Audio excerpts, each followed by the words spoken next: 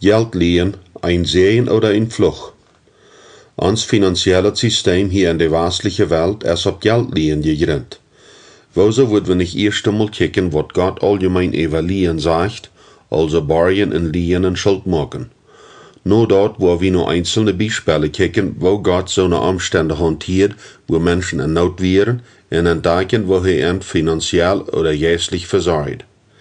5. Mose 28, Vers 1-14, gibt uns die Liste von den Segnungen, was Gott für die Israeliten reit hat, wann die Anfallen in Gehorsam sein würden.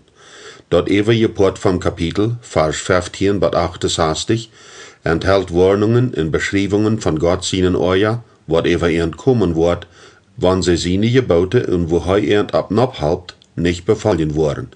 Diese Liste ist sehr einzelheitlich und ist für uns auch deutlich als eine sehr neue Warnung. Einige mochten diesen Aufschnitt nicht beachten und sagen, dass er im Alten Testament geschrieben wären und wie über im Neuen Testament leben. Ich will aber darauf hinweisen, dass es ohne das Alte Testament nichts was nicht gibt. Der neue Bund ist die Erfüllung von dem Alten Bund. In Römer 3, Vers 31 schrift Paulus klar, dass er die Tora nicht auflehnt, aber dass er in Christus erfüllt ist. Die Wahrheit ist, dass die beide, das Wort, Logos, von Gott sind, und wohnt er seinen Willen zu uns offenbart. In der Aufteilung von Segnungen lesen wir, der Herr wird seinen großen Verrot am Himmel aufmachen und zu der rechten Zeit Rehen geben und die Arbeit segnen, die je vernehmen. Je waren noch viele Felder uitliehen und von keine Barien. 5. Mose 28, Vers 12. Dit ist, was Gott von Liehen hält. Wenn du gesegnet bist, kannst du viele was liehen und brauchst du aber selbst noch Barien. Dort passt mit das Prinzip taub, geben es soll je ausnehmen. Apostelgeschichte 20, Vers 35. Ein segnickender Aufschnitt mag die Fallen von wat Barien klar.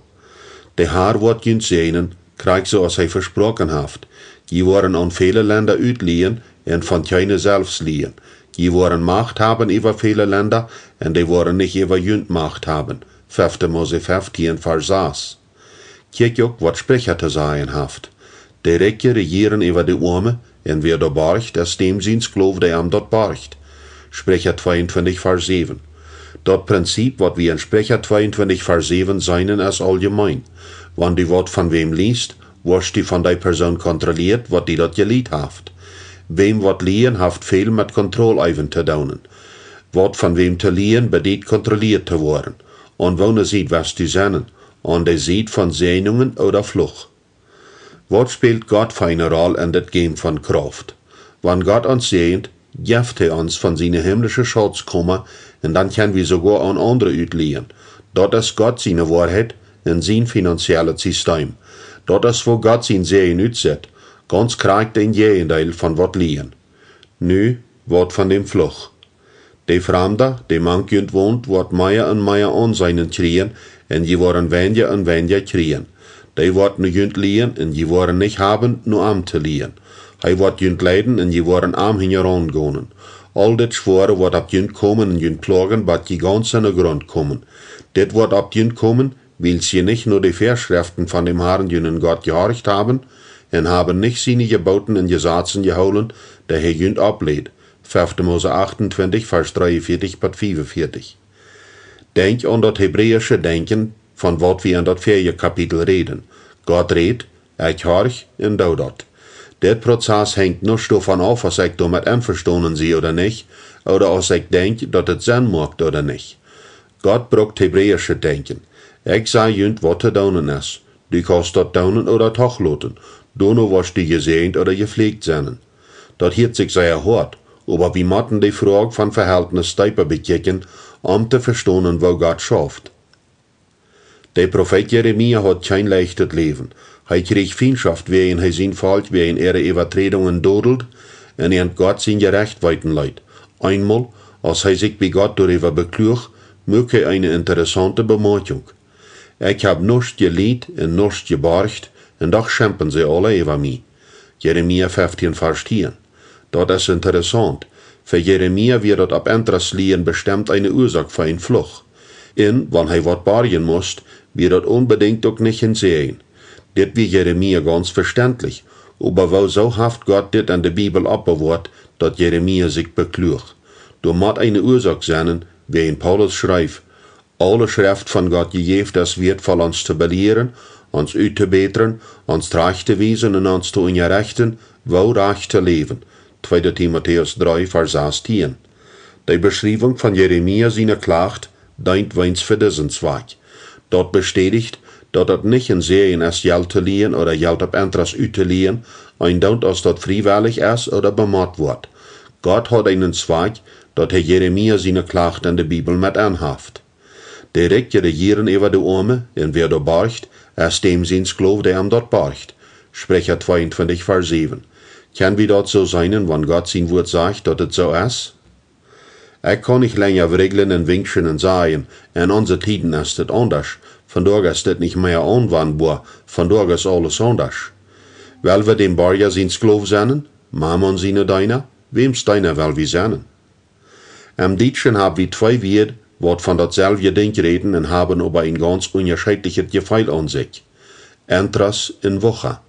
In der westlichen Welt ist Entras wat positivet, und bloß dann, wenn wir feilen, dass die Entras zu hoch sind, reden wir davon, als wenn das wat schlechtet ist.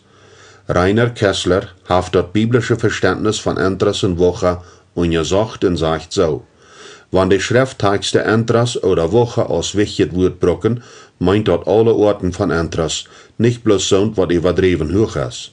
Wenn dat Wort Woche abkommt, kann jemand den Eindruck kriegen, dat der Text bloß überdreven hoge Entras verdammt, und dat, wenn dat nicht so ist, dann ist dat gut. Aber dat ist nicht, wat die Bibel lehrt. Die deutsche Menge-Übersetzung braucht meist immer den Ausdruck von wucherende Entras, weins 11 Mal im Alten Testament. Andere Übersetzungen brauchen die Wort Entras oder Woche. Das hebräische Wort unterscheidet nicht zwischen den zwei, und daher ist Entras in Woche dasselbe. Entras trägt in der Bibel immer eine negative Bedeutung. Mag Gott dat kein Unterschied zu Wort wie Geld liehen, vielleicht um einen Notfall zu dachen, um zu verbrocken, für die Firma, um mein Haben-Gut zu vermehren, oder Geld liehen, um ein Haus zu bauen, wo dann das wat je steht? In mein Studieren habe ich in der Bibel noch darüber gefunden. Wenn Gott hier nicht Freiheit dafür gibt, dann soll wir auch nicht. Vielleicht kann wir jemand, was seine Firma verratet hat mit der Halb von Geld liehen von der Bank, und der sind nu rik Frau, und sind dabei noch beispielhafte Christen, was fehlte dem Buch von Gott sein Recht beitragen. Das kann sein, aber das einreicht vor dich nicht, wo man was durchkommt. Die Methode mit den zwei Gottheiten bedient, dat uns dat Dollar wat Regen te doen is, als op wat für ein Verhältnis dat Geld liehen ihren Grund haft. Dat Verhältnis, wat durch liehen te staan kommt. Wenn einige von uns dat auch kann kriegen, der geredet Geld recht zu worden, bedient dat noch gar nicht, dat Geld liehen ein Sehen ist. Dat ist auch Wahrheit, dat einige Menschen Millionärs worden durch Lässerien spielen. Aber wir können dann immer noch nicht sagen, dat Lässerien oder andere Wege von Geld auf Spielsaten durch ist, um Reichtum zu erreichen. Die Wahrheit ist, dass die meisten Menschen arm waren, wenn sie mit Geld spielen, wegen ihrer Begier und daran gebunden haft. Das System von Kredit schafft Krieg so. Im Großen und Ganzen waren Menschen armer, wegen sie immer tiefer in Schulden entgehen. Jede Nachforschung von den Schuldzahlen von 30 Jahren zurück im Vergleich von der Durchschnittsschuld von vandaag beweist diese Wahrheit. Bemerkt diese Nummers von den USA, um das zu erklären. Im Jahr 1910 wird die gesammelte Schuld $1 Billion. Und das wird dann $12,40 Schuld für jeder Bürger. Im Jahr 1920 wird die gesammelte Schuld $24 Billion. Und das sind $228 Schuld für jeder Bürger. Im Jahr 1960 wären das $224 Billion gesammelte Schuld. Und das ist $1.575 Schuld für jeder Bürger. Im Jahr 2009 wären das $11.000 Billion gesammelte Schuld, und das ist $35.000 Schuld für jeder Bürger. Der Interest für diese Schuld allein wie im Jahr 2009 über 450 Billionen. Und bemerkt die dort, dieser Interest ist bloß für ein Jahr. Wir waren vielmal verleiht zu glauben, dass wir uns mehr Schuld machen müssen, um in die Ökonomie zu stärken, dort uns Erfolg wasen kann.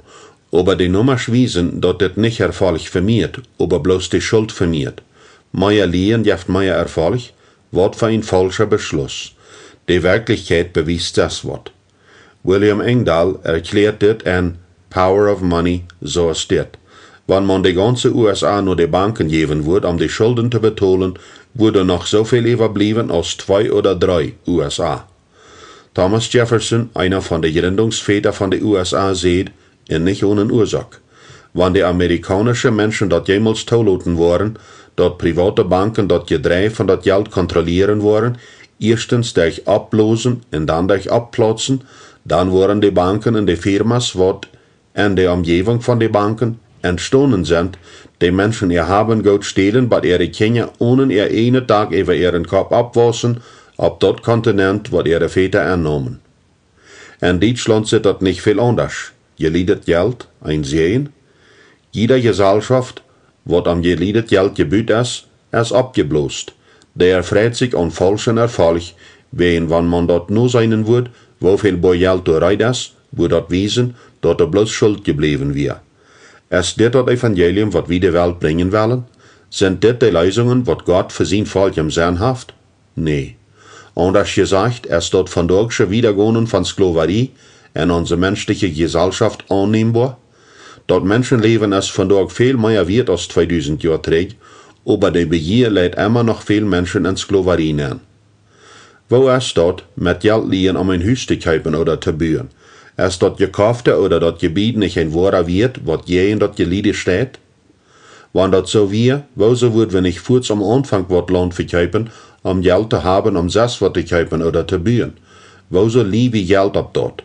Wieso sagt wir dort zu gehen? Wieso verkauft wir dort nicht, um unsere Firma mit dort Geld zu verraten? Wen wir beides haben wollen, wir wollen nicht losloten. Was sagt die Bibel über dit, ob Spellsaten der Muster von geliedet Geld? Ist dort jenen Saten jen geliedet Geld ein praktischer Weg von Leben?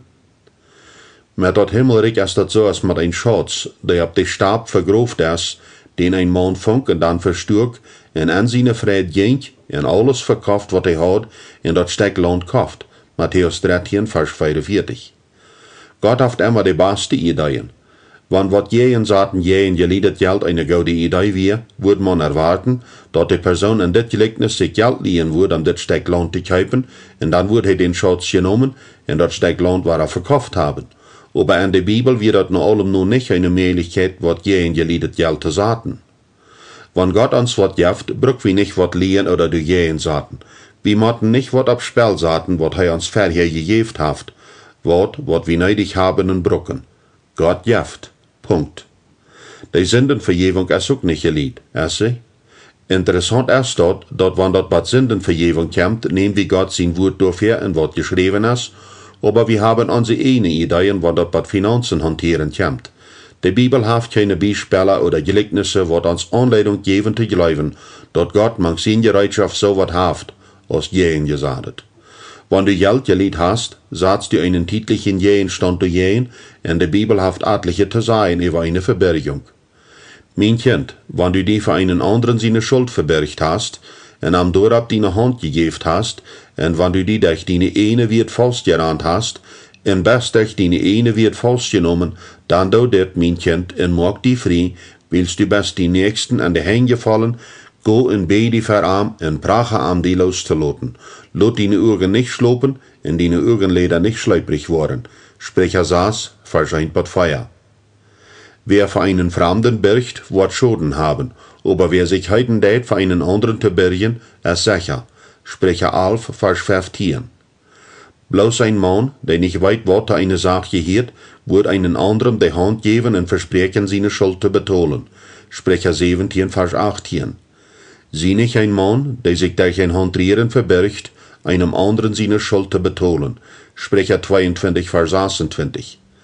Wat je in eine persönliche Geldschuld zu sagen und sich für einen anderen zu verbergen, sind nicht einen dasselbe, aber wenn ich wat jehen sagt, verspreche ich mein einet Eiendom jehen die Schuld. Nicht für einen anderen, so ist diese Schrift falsch, aber für meine eine Geldschuld. Wenn ich so tue, stelle ich mir in die Hände von einer anderen Person und davon soll wir wegbleiben. Das geht nicht um meine Doten zu erreicht werden. Solange wir uns versichern erreicht werden, wollen die Unterholungen darüber niemals abhören. Im Grunde genommen, je dort beim wat je en zaten erstens om dat Verhältnis, wat ik met meinem Versorger hab. Dit bringt die Frage über deel, wer ist wirklich mein Versorger? Und dit macht sich nicht mit wat ich mir wünsch, oder wat meine Werte sind, aber mit wat Wirklichkeit ist. Wenn die Gott du nur gefragt hast, ob die wirklich dort Eigendom geben will, wat die zu kaufen jankert, und die dort reine Licht dort gegeben haft, dann kannst du ruhig sein, dort Gott nicht eine Verbergung neidig hat. Braucht keine Garantie, oder dort wie du wat gehen saten. Gott selbst gibt die sein Wort, mit sein gauder Nomen, mag verwach und fahre einmal rüt. Und wenn nicht wat det, kannst du immer noch dort verkaufen, wat die wirklich best als Garantie gehen zu saten, du mit dort, wat du dich kaufst, zu betonen. Wenn Gott mir wat nicht geben will, oder wenn ich wat will, wat Gott nicht haben will, dann ist dort eine große Versicherung, dass ich mir selbst zu halben versichert. Mammon ist so kostig reut mit seine halb, uns selbst zu halben. Ich wiederhole, dit ist eine Frage von Vertrauen und Verhältnis. Wem vertraue ich? Wer kann mein Meister sein? Wem will ich dienen? Meinen Vater am Himmel oder Mammon? Aber wir leben am 21. Jahrhundert und sie sagen, dass wir uns nicht nur die alten Geschichten rechten können. Wollen wir nur ein Beispiel checken. Haribo ist eine deutsche Süßigkeitenfirma, die am Jahr 1920 gegründet wurde, und sie sind weltweit die größte Firma von dieser Ort. Alles fängt mal mit 2 Brüdern und etliche Sack Zucker an. Sie haben teilgenommen und exportieren ihrseits über die ganze Welt. Aber kannst du dort glauben, dass diese Firma nur 1950 kein mal Geld geliehen hat? Sie haben ihr Wassen ohne geliedet Geld angekriegt. Von da aus Haribo im Jahr 1950 eine schlechte Erfahrung hat, haben sie dort angekriegt, indem sie alles mit taubgespartes Geld bezahlten und sie werden nicht durch geliedet Geld finanziert. Haribo ist keine Firma auf dem Hinterhof. Im Vergleich mit Haribo ist unsere eine Firma eine kleine Milch. Aber das ist ein Beweis, dass es in unseren modernen Zeiten wirklich möglich ist zu wachsen, ohne von der Bank Geld zu leihen. Wir können gar nicht mehr sagen, dass man ohne geliedet Geld geschäftlich nicht wachsen kann. Keiner darf sagen, dass Gott sein System an verdorgische Zeiten nicht anpasst. Das ist ganz passend und schafft mitten in Deutschland, mitten in uns ökonomisches System in der Mitte von der Welt. Das geht zu tun.